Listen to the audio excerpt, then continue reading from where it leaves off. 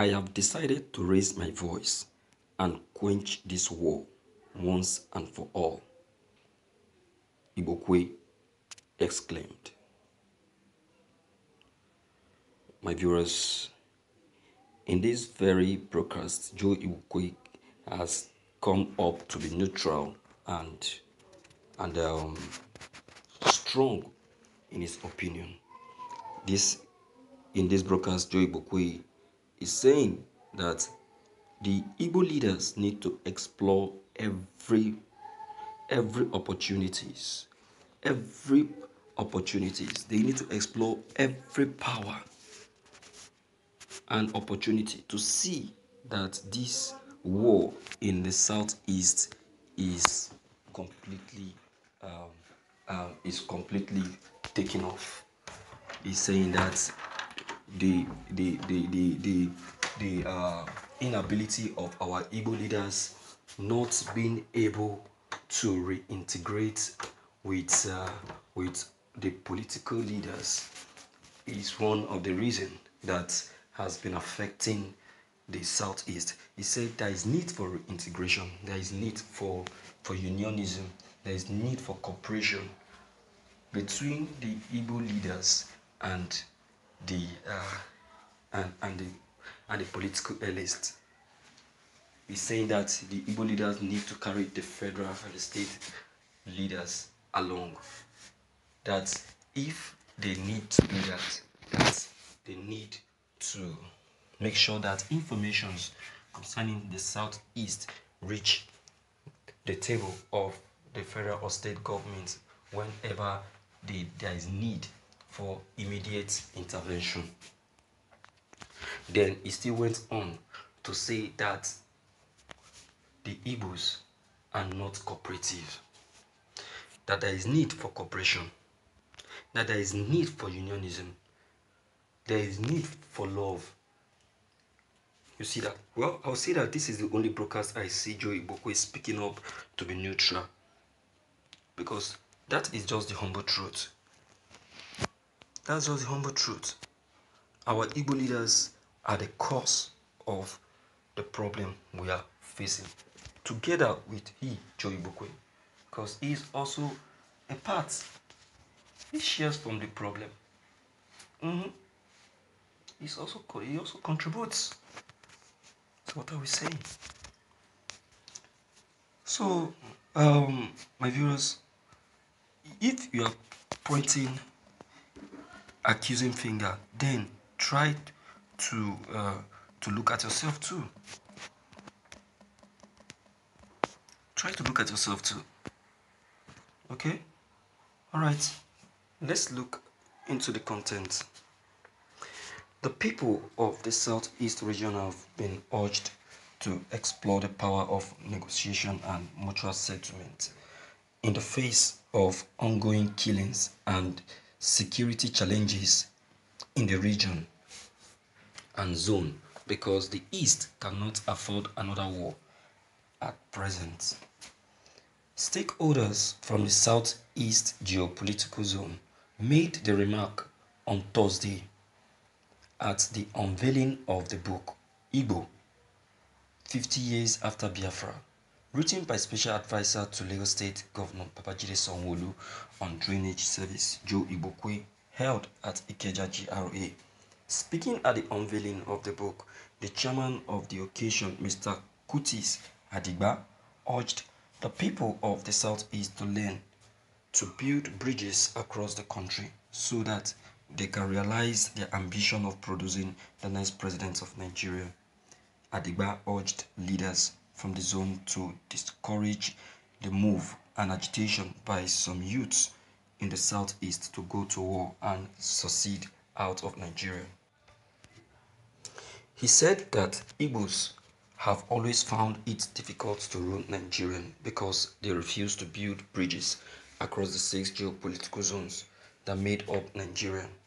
While describing the agitation as uncalled for, Adigba noted that after 2 decades that Nigerian returned to civil rule, the Igbo has predominantly identified with only one political party. He maintained that remaining in one party cannot advance the cause of the people of Southeast and cannot make them realize their objectives of producing an Igbo man as president. He maintained that the publisher of the book, Igbokwe, played politics outside his state so that the Igbo race can be integrated with one another. Adigba said the failure of the Igbo to reintegrate with other ethnic nationalities politically was responsible for the retrogression of the race in Nigerian politics.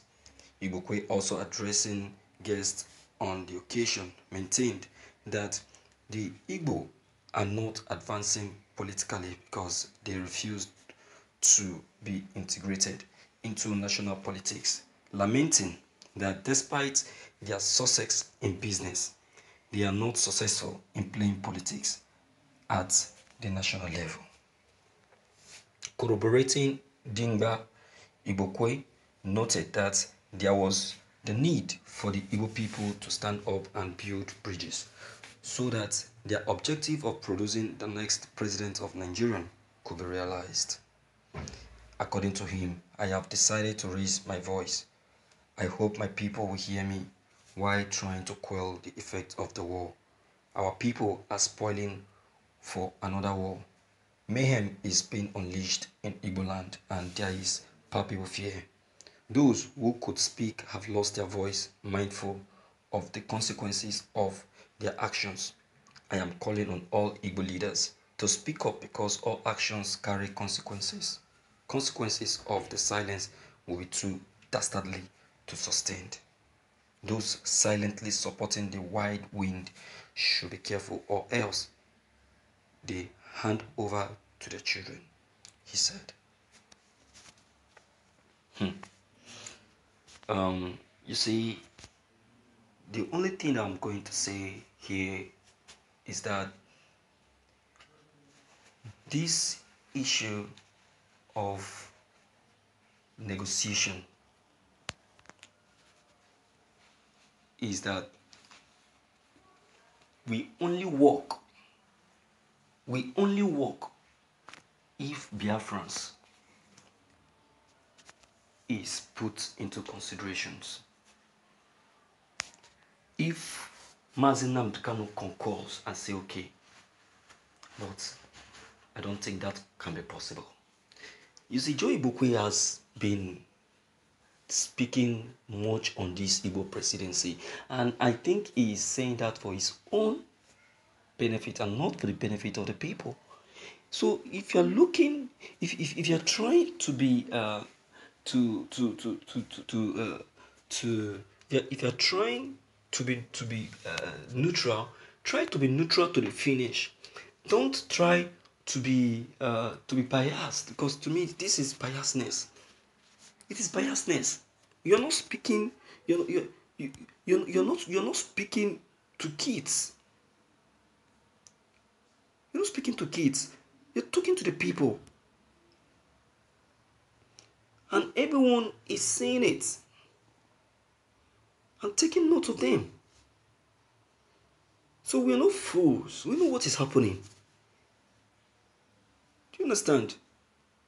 So, the only point that I know that you made in this point of yours is the part where you said there is need for cooperation. But that negotiation for Igbo presidency, I don't think IPOP is going to give in to that trick. That is a setup which will not even work out. You understand? It can't work out. So, my viewers, based on what Joe Igbokwe have just said, do you agree? Left alone me, I don't agree. Do you understand? Because to me it's a trick. So, whatever is your own take, deem it fit to at least come in and air your own opinion. Okay, leave them below the comment section. Click on the subscription buttons as well as the bell buttons to get updated each time we upload any new videos. Thank you.